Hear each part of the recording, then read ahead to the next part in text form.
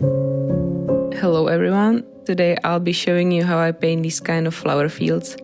I showed them in one of my previous videos and you guys seem to be very interested. I paint these using the negative paint technique and now I'll try to explain how I do that. I'm using my trusty old gouache paints. There are many brands I like. The most used by me would probably be Holbein.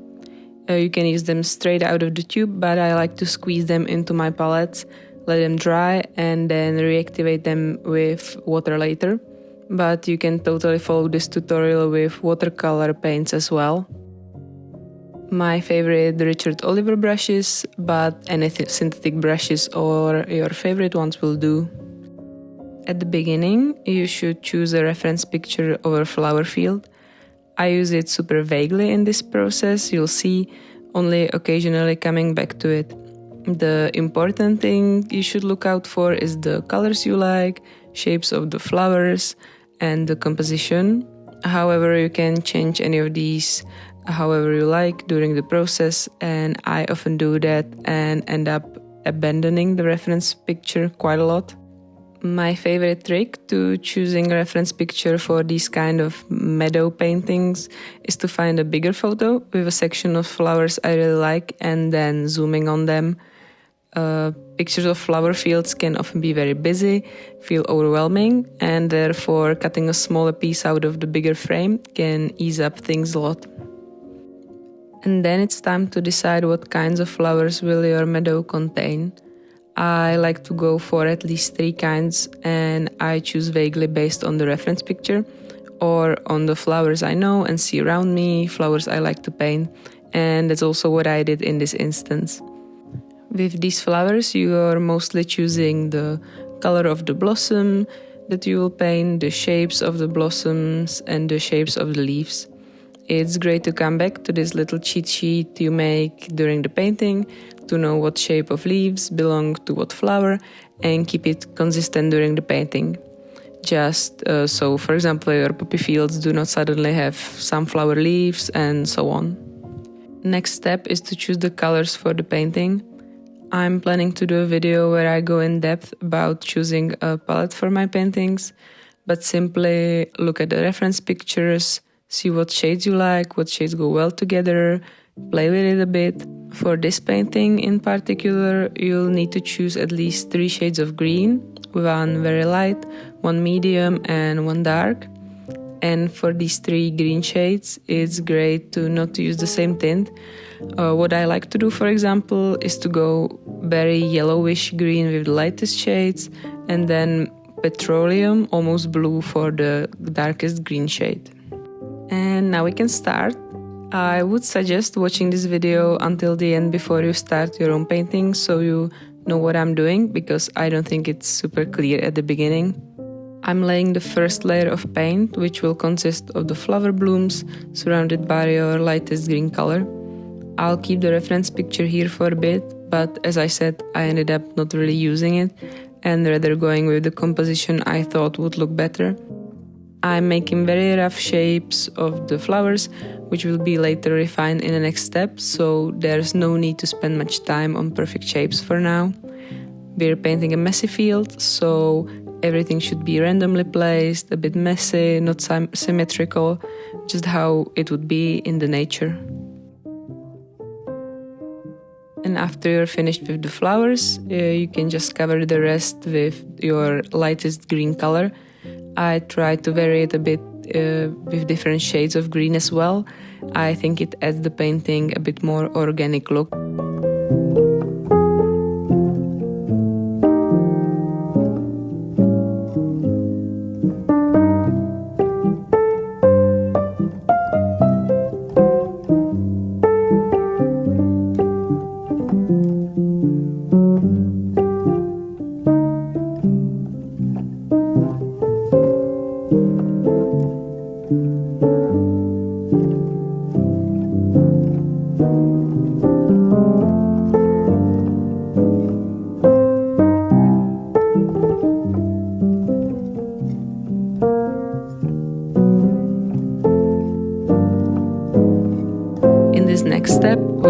our medium green shade and start outlining the leaves as well as the shapes of the blossoms.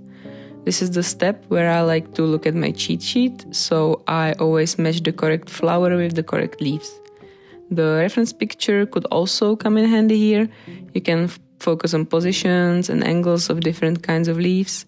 Some of the leaves should go behind others, behind the flowers, in front of the stems. Just try to make them look very busy, messy, and intertwined.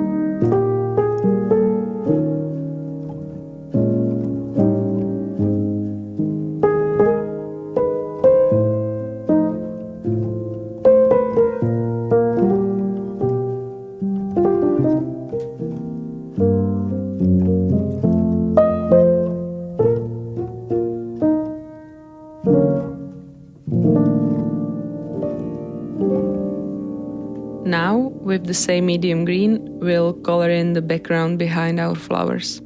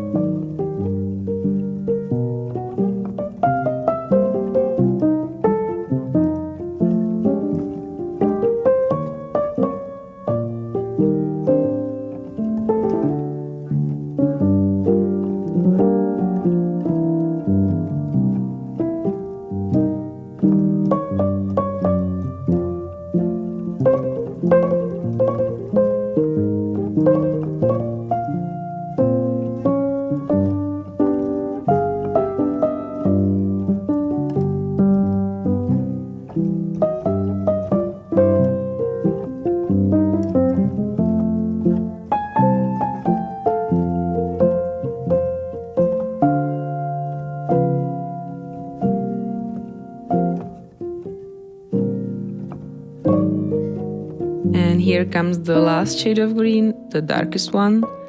I find that using the darker shade very dark, almost black, adds a lot of depth to the artwork, which I like. For this last layer, I like to just come up with very random leaf shapes and paint them inside the shapes we filled with the medium green in the previous step.